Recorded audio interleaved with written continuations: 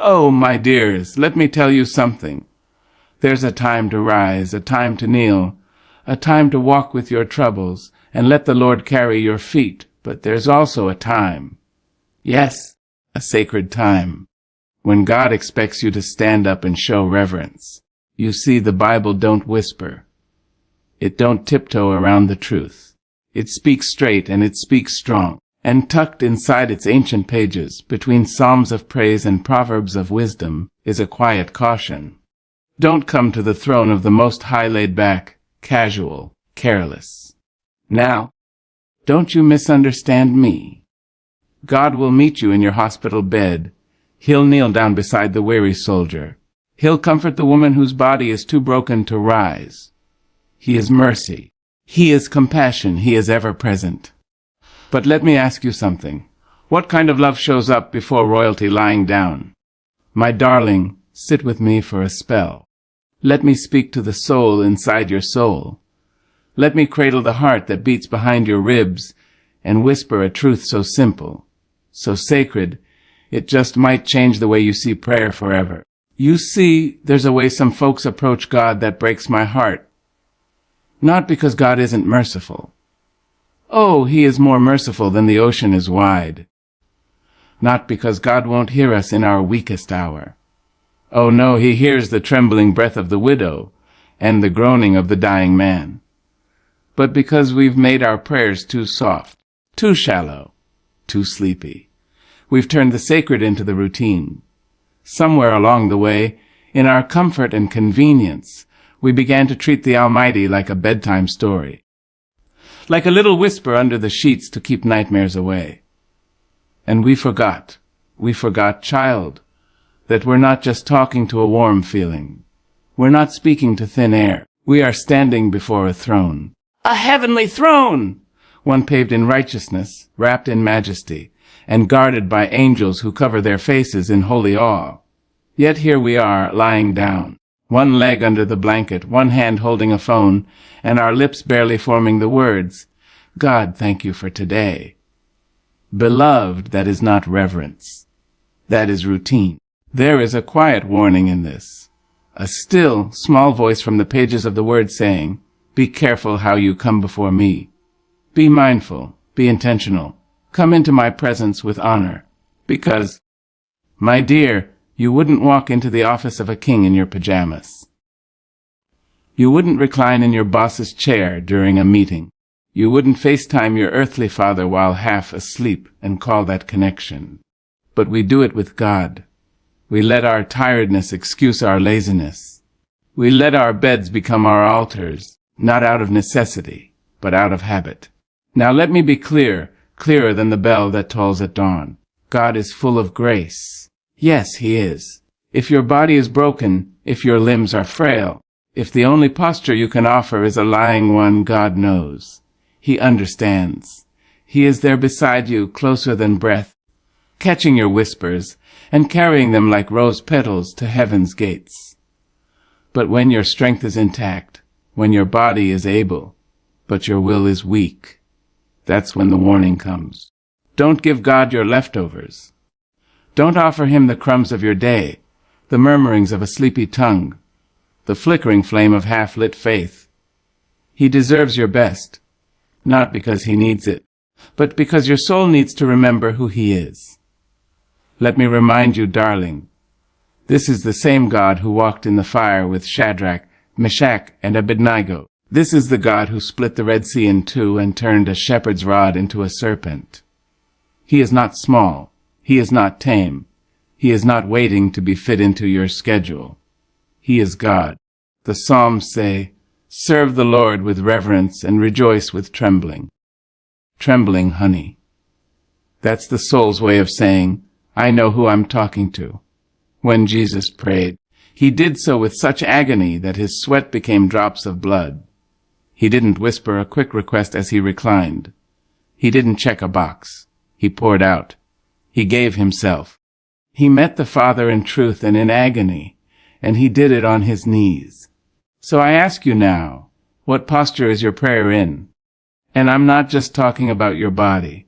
I'm asking about your heart. Is your heart kneeling? Is your spirit standing tall in reverence, or is it slouching in indifference? When we approach God like He's an afterthought, we rob ourselves of His fullness. When we speak to Him as though we are barely awake, we miss the fire. And when we lie down out of laziness rather than need, we signal to heaven that we'd rather be comfortable than consecrated.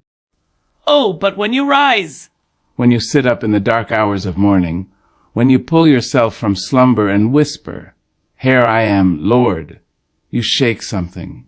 You stir something in the heavens. You say with your body what your soul dares to cry, "I honor you." God doesn't need the posture of your spine. He needs the posture of your heart. But child, don't you know the two are often married? When your body rises, your spirit follows. When your knees bend, your pride breaks. When your hands lift, your soul sings. So let us not grow lazy in our loving. Let us not pray like God is background noise.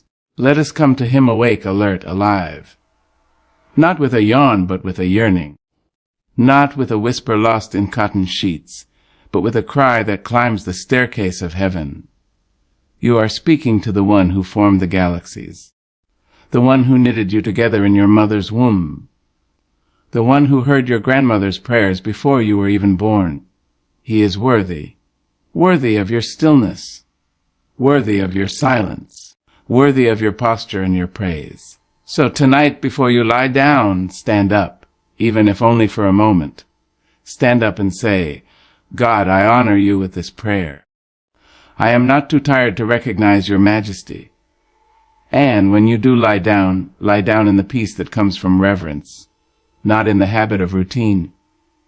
Because when you treat God as holy child, He meets you with His glory. And there is nothing, no pillow, no dream, no rest sweeter than the presence of a God who knows you stood for Him before you slept. Now come close, child. Lean in with the ears of your spirit. And let me tell you something that time and truth have both taught me. The way you position yourself before God says something about who you believe He is. Yes, it does. You may think it's just your knees, just your back, just a body bending forward. But darling, I am here to tell you the Bible doesn't waste words, and it certainly doesn't waste postures. When the Holy Word describes men and women kneeling, bowing, standing, or falling face first before the Lord, it's not to fill space on a page. It's to teach us something eternal. Moses, the man who saw God's glory dance across a mountain, did not approach Him with swagger. No. When he stood on holy ground, the first thing he did was remove his shoes, not because his feet were dirty, but because his soul recognized the weight of where he was standing. That man, Moses, knew that God was not like Pharaoh.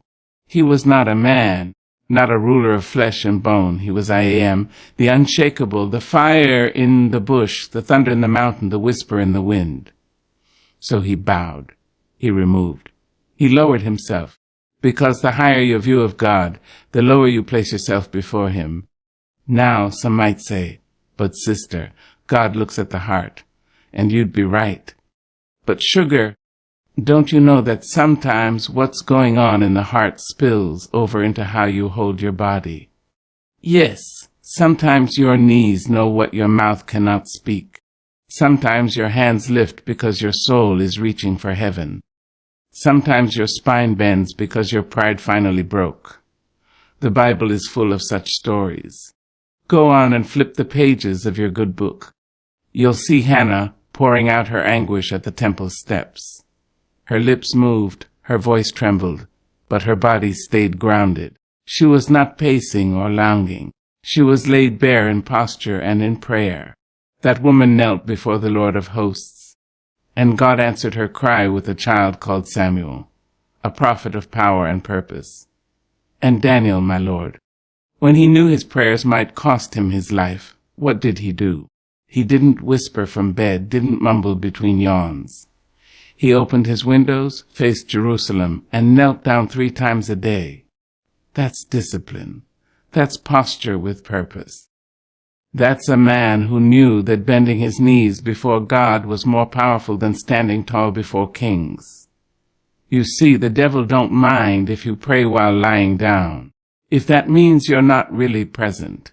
If your prayer is just a formality, just something you do before sleep takes over, then it has no fire, no force, no faith.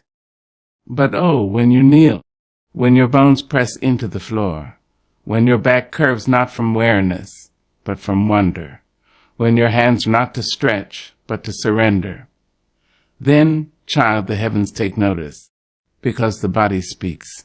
It says, Lord, I am beneath you. It says, I acknowledge your majesty. It says, I am your servant, not your equal. And don't think for 1 second that God ignores that kind of posture. No, child. He honors it. He responds to it. The Psalms speak of lifting hands. The Gospels show Jesus falling on his face in prayer. Revelation tells of angels bowing in ceaseless worship. Why? Because humility invites holiness. And I don't know about you, but I want the kind of life where God is welcome to walk through the door and sit with me. But not if I'm lying down out of laziness. No, sir. Not if I treat him like a last-minute thought or a ritual on my way to sleep. You want God to move, then move yourself off the bed, onto your knees, off the couch, into a prayer closet, out of routine, into reverence. Now don't get me wrong, darling. I am not here to put God in a box. He's met people in caves and in cisterns, in prisons and palaces, on dusty roads and in fiery furnaces. But when he shows up, people don't stay standing or lying down out of comfort. No, they bow, they kneel, they fall. Because when glory walks in, the body can't help but respond. It's not just about religion. It's about reverence. It's not just posture. It's proclamation. You're proclaiming with every bend in your knee, every fold of your hands, every bowed head, you are God and I am yours. In the old church, they used to say, if you can't stand, wave your hand. If you can't wave, nod your head. And if you can't do that, just let your spirit agree. But baby, they were saying something deep. Do all you can to show God you're present, you're listening, you're humbled. Don't let your body betray your spirit. Now I know we're living in an age where ease is glorified, where pray on the go is preached more than be still and know. But there's something sacred about slowing down, about kneeling on hardwood floors or bending low in the stillness of morning. It trains the soul. It tames the flesh. It reminds you you are not in control. You are not the center. God is. And when you come before him with that kind of attitude, child, you better believe the atmosphere shifts. Mountains move. Angels descend. Peace flows like oil from heaven's throne. Because when a soul kneels, the spirit soars. So don't pray lazy. Don't pray distracted. Don't pray in a posture that matches your television habits. Pray like you're meeting the Most High. Pray like he's worthy of your knees and your time. Pray like you know the weight of who he is. And if your body can't kneel, let your spirit bow. Let your heart get low. Let your thoughts stand at attention. Let your inner world rise in worship even if your legs can't carry you to the floor. But if you can kneel, then kneel. If you can lift your hands, then lift them. If you can stand in honor, then stand tall and strong. Because when you honor God with your posture, you echo the saints of old. You join with the angels. You kneel with Daniel. You bow with Moses. You worship with the elders in Revelation. You remind yourself and heaven that this isn't just prayer, this is holy ground. And child, on holy ground, we don't lie down in comfort. We bow, we kneel, we show him with every fiber of our being, you are worthy. Come close, my dear. Bring your tender heart and your listening ears, for I have a truth to share that is both ancient and evergreen. A truth that trembles on the edge of silence and thunder. A truth about the body and the soul and how the two, like old lovers, dance together in sacred rhythm. Now we live in a world that wants to divide everything. It says your mind is one thing, your spirit another, your body something else entirely. But oh, how wrong that is. The body and the soul, child, are braided together like the roots of an old oak tree, each one feeding the other, each one feeling what the other holds. And when it comes to prayer, my sweet, your body becomes the stage on which your soul performs its most intimate ballad. You may not think so. You may believe your words alone are enough, that your heart is all that matters. But I tell you this, not to shame, not to scold, but to awaken something deep within you. The posture of your body often reveals the posture of your soul. Don't believe me? Then let's take a walk through the Bible. Let us trace the footprints of those who came before us, those who knew the gravity of standing before the Most High. Look how often the scriptures mention kneeling, bowing, raising hands, falling prostrate. These are not coincidences. These are not customs. These are cries. Silent cries of the body that say what the heart is often too shattered or too awestruck to speak. When Job lost everything, he didn't just weep. He didn't just murmur a prayer. The good book tells us he fell to the ground and worshipped. Now why would a man who had just buried his children, lost his wealth, and been struck by illness choose to fall to the ground? Because the soul needed the body to say, I still trust you. Because the ache was too deep for standing. Because sometimes worship must come from the dust. And then there's Jesus in the garden. Oh, yes, let us not forget Gethsemane. The weight of the world pressed down upon him like a great stone. And what did he do? He didn't lie back and sigh. He didn't sit comfortably against a tree. He fell on his face, God in flesh, the light of the world, down on his knees with sweat like blood. Why? Because his body knew the moment was holy. Because the anguish inside him poured out, not just through tears and words, but through a trembling body laid bare before the Father. You see, the posture speaks. When a man kneels, he is saying, I surrender. When a woman bows, she is saying, I reverence you. When a child lifts their hands, they are saying, I need you. Oh, don't tell me your body doesn't matter. Because I've seen the difference between a man praying with his eyes closed and a man praying on his knees with his face in his hands. I've heard the prayers of a woman with her feet tucked under the covers.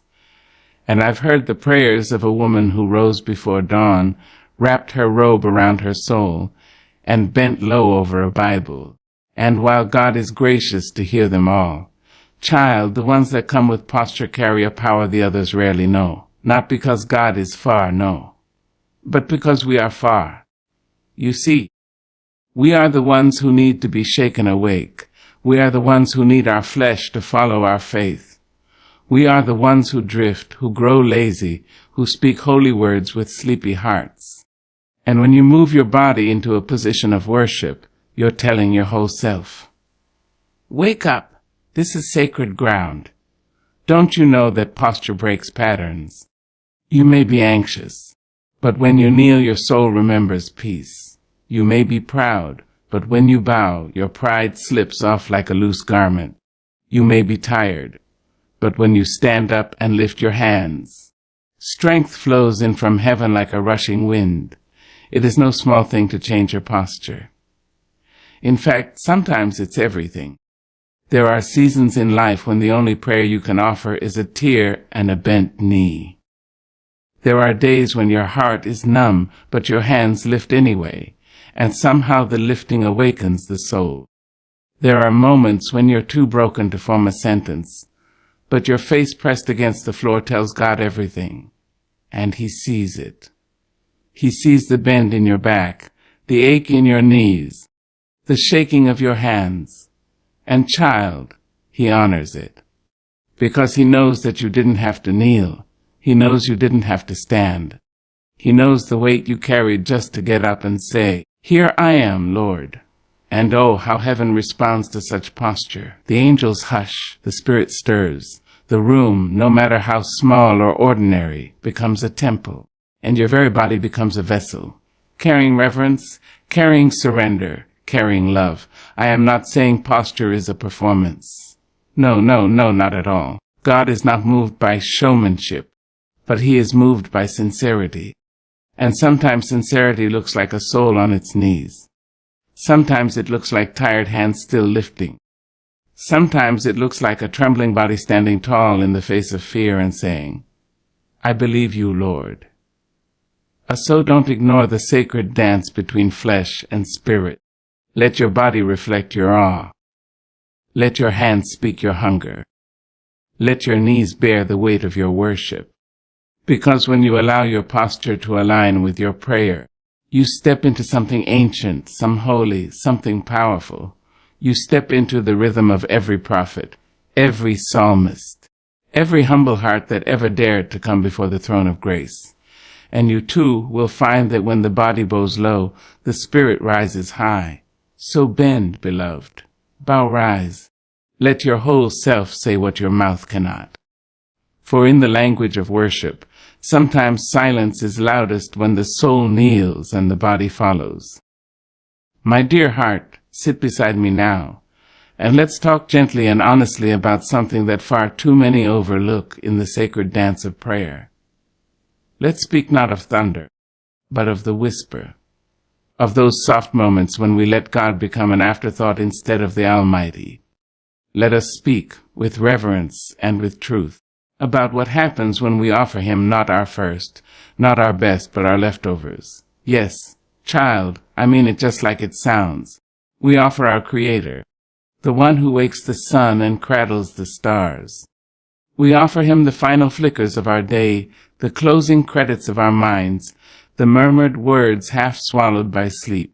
And then we wonder why our spirits feel dry, why our prayers lack power, why we walk through life as though we're half awake.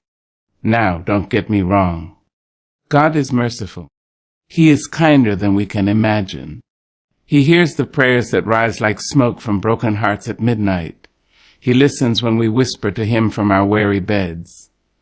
He is the God who never sleeps, who neither slumbers nor grows tired. But that mercy, child, that divine patience, it is no excuse for our apathy, because baby love and honor are not the same thing. You can love someone and still take them for granted. You can love God and still treat him like an option. And that is what we do when we only pray as we drift off to sleep. That's what we do when our prayers are penned with yawns and ended with snoring. We treat the holy like the habitual. We treat the divine like the disposable. And we say, with our actions, if not our words, God, you can have what's left. But he is not a God of leftovers. He is the God of first fruits, the God of fresh oil, the God who asks for the beginning of your day, not the end of your energy. Remember Cain and Abel. One brought an offering of excellence, the very best of his flock. The other brought just some of his harvest, just a portion, just whatever was convenient. And God, in his righteousness, accepted one and rejected the other. Not because he needed the lamb or the grain, but because he knew the heart behind the hand. So let me ask you, child, what are you offering him? Are you giving him your full attention? Are you rising to meet him with joy and focus? Or are you murmuring prayers with one eye closed and the other halfway in a dream? You see, when we love someone deeply, we don't give them our scraps. When you love your mama, you don't just send her a message when you remember. When you love your child, you don't wait until you're half asleep to listen to their stories. And when you love your Lord, you don't wait until your body is too tired and your mind too distracted to give him reverence. Yet that is what we do. We slide under the covers, fluff the pillow, and speak his name with lips heavy from a day full of everything but him. We pray with the TV humming in the background, with texts still unread, with tomorrow's worries already knocking at the door. And then we say we don't feel close to him. We wonder why our prayers feel dry, why our soul feels starved. But oh, child, you cannot expect him to pour down rain when you only lift your cup in the dark. He deserves better. Not because he's arrogant, but because he is worthy. Worthy of your full attention. Worthy of your clear mind. Worthy of the sunrise and not just the sunset. We spend our best energy on everyone else. We give the boss our punctuality. We give friends our laughter. We give social media our focus. And then we crawl into bed and hand God the tired sigh of a worn-out soul. That, beloved, is not love. That is duty. That is habit. That is the shell of intimacy without its fire. And it is not what God desires. He wants to walk with you in the cool of the morning, like he did with Adam. He wants to speak to you before the world has spoken its noise. He wants the part of you that is alert, alive, and ready to listen, because prayer, my sweet, is not a lullaby. It is a lifeline. It is not something to lull you to sleep. It is something to awaken you.